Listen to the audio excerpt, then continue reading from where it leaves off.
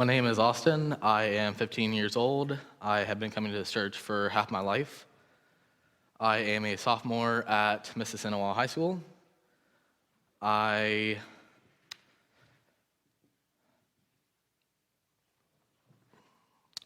just going to go ahead and share my story. So when I was born to a Christian family. We went to church every week like most Christian families. When I was about 4 or so, we stopped going as a family, and my sister and I started going to Liberty Baptist. After a while, my sister got kicked off the bus for defending me, and so then it was just me going there. And after I turned 7 or 8 or so, I started to realize that Liberty Baptist wasn't a church for me. It was more of turning into an amusement park almost. It wasn't focusing on the real purpose of church. So I stopped going. It almost felt like a gift shop in a way, just because how much stuff they had. They had a rock wall, they had plasma screen TVs. So my sister was already looking for a church, and I started looking too. That's when she found First Church of God. After a while, I decided to go to VBS. And the VBS I went to, when I came in, I saw my cousin, Joseph. We went to school together at Allen Elementary, and so that was pretty cool that I saw my cousin. And for the day, we went into a room, and we had to take our shoes off, and a group of women came over and washed our feet, which was a pretty interesting thing that I'd never experienced before. And so after VBS ended, I was very saddened, and so at school, I asked Joseph, are there any other days that this church goes on? He said, yeah, Wednesday nights. He said he can get the bus driver to pick me up and to just let me know that Liberty Baptist has an actual school bus. And so that's what I was expecting, as full school bus. When I see pull on my driveway is a white van with an old man, Richard, in the driver's seat. And so when I get to the church, I expect people there to take my shoes off and wash my feet. And when I come in, there's no one washing my feet at all. So once again, I was very saddened. But from one of the VBS days, there was a shepherd. Her name was Brandy. And she was in the robe this time. I was confused. But then we started singing songs and playing games, eating, learning about God. I haven't had that ever in my life. I just usually had games most of the time at Liberty Baptist. And I've been a Christian for quite a while, but I wasn't at the same time. I didn't know what it meant to be a Christian at all. And when I came to First Church, it came so clear, and later on, it would be that time that I would be baptized by Brandy. A little after that, I went to Project 412 with the youth pastor Jonathan Seacrest, as some of you might know him. While all that was happening at the same time, there was a huge change in my life. I see a very athletic, healthy child, but I can't remember why I stopped playing baseball and sports, but I did. It was the biggest mistake in my life. Before I went to Mississinawa, I went to Marion, and I was never bullied there. It was a very safe place for me, but when I came to Mississinawa, it was all new to me, being bullied, and I didn't know what it was like until I got here. And I was made fun of and called names for my weight, and that was just so new to me that it was extremely hard for me.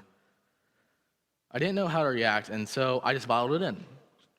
I would go home feeling sad and depressed, and home wasn't really home to me either because my parents always focused more on my sister after I stopped playing sports. Then my sons, because she's an athletic and smart child that comes home with trophies and A's, I didn't have that in my life. I never had anything in common with my family either. None of them are into comic books / superheroes or anything nerd that I'm into. And they're all into sports and actual knowledge, books. So I grew up with this church being my family. I came here and felt loved and accepted, and Sundays and Wednesdays were what I looked forward to every single week, so I could come back and see everyone and to learn about God. It was going pretty perfect for a while, but all at once, it fell apart.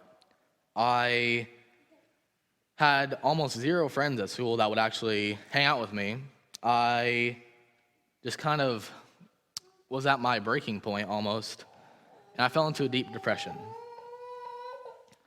And the one thing that helped me in the depression was this church. It helped me out of it, and I would be not here probably if I didn't get out of the depression.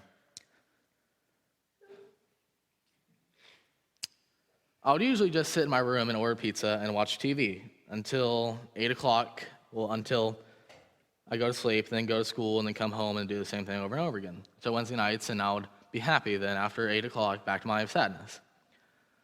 The main person that affected my life in the entire time was a man named Tim Decker. He was the main person that helped me out of my depression.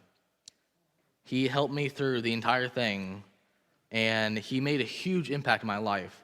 There's not enough words I could ever describe how grateful I am to him, and not only him, but to this church, being so helpful in everything I went through.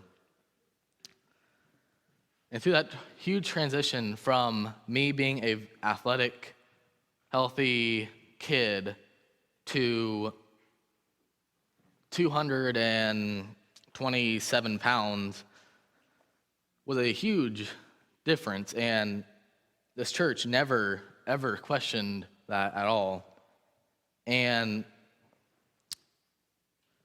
couldn't imagine what it was like. And through all of that, whenever I went home, I asked Jesus why he was letting me go through all of that pain and sadness, and I wouldn't get any answers from him. I would just be questioning him day and night about why I was going through as much pain as I would. And after a while, when Tim came around, I found out that he did answer a long time ago by bringing me to this church. And I didn't realize that at the time. But now that I'm in senior high, I have been practicing becoming a better person with my self-confidence, and just everything that used to affect me doesn't affect me anymore. I could care less about how much I weigh.